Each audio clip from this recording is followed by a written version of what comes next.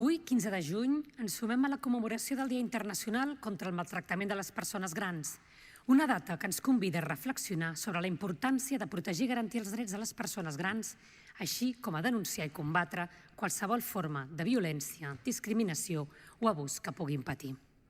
Els maltractaments cap a les persones grans poden manifestar-se de formes diverses, com ara abusos físics, psicològics, econòmics, negligència o abandonament, tipologies que poden no donar-se de manera aïllada, sinó que poden manifestar-se simultàniament, agreujant-se així la situació de la persona afectada. Si parlem de xifres, s'estima que una de cada 6 persones, el 15,7% de les persones majors de 60 anys, pateixen o han patit algun tipus de maltractament.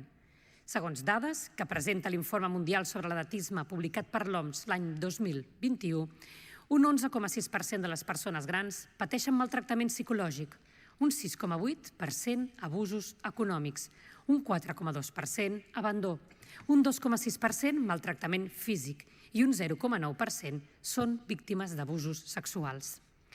Tanmateix, parlar de maltractaments a les persones grans ens porta ineludiblement a parlar d'edatisme, entès aquest com una forma de discriminació basada en l'edat i que fa referència als estereotips, com pensem, als prejudicis, com ens sentim, i a la pròpia discriminació, com actuem. Aquestes 3 dimensions són les que acaben condicionant de quina manera ens dirigim cap a les altres persones, ja sigui a nivell interpersonal o institucional, o cap a nosaltres mateixes, allò que anomenem autoinfligit.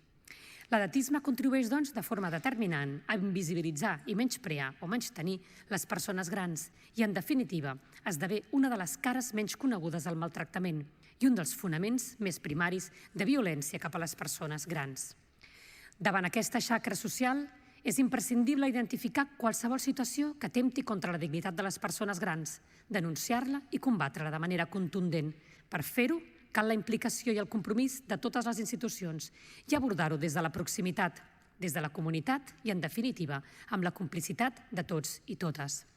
El repte no és fàcil i és per això que s'ha de posar l'accent en la conscienciació i la corresponsabilitat de les administracions, els i les professionals i la ciutadania en general.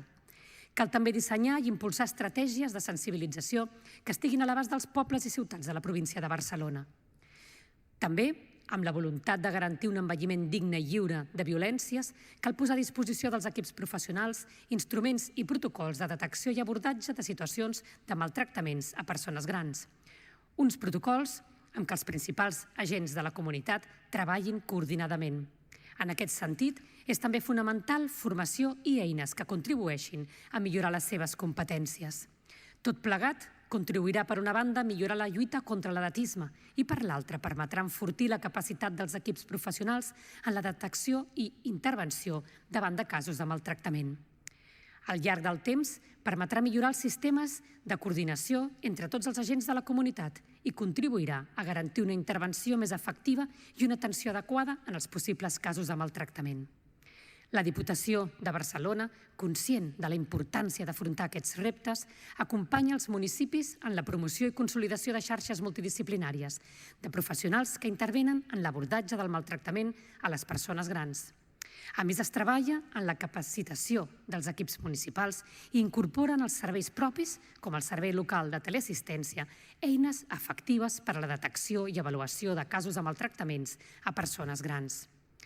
Per tot l'exposat i en el marc del Dia Mundial de Presa de Consciència de l'Abús i el Maltractament de les Persones Grans, el ple de la Diputació de Barcelona referma, amb l'aprovació d'aquesta declaració institucional i d'acord amb un context que no ha millorat, el compromís amb els drets de les persones grans i en els compromisos concrets adquirits al juny del 2024.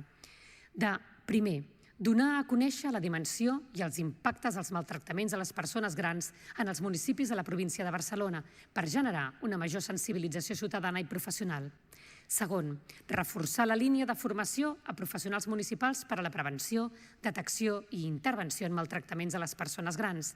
I tercer, vetllar perquè tots els pobles i ciutats de la província de Barcelona garanteixin entorns amigables amb les persones grans, lliures de qualsevol forma de discriminació, maltractament i vulneració de drets. Alhora, ampliem aquests compromisos amb un reforç de la lluita contra l'edatisme que contribueix a la conscienciació necessària per a l'abordatge dels maltractaments.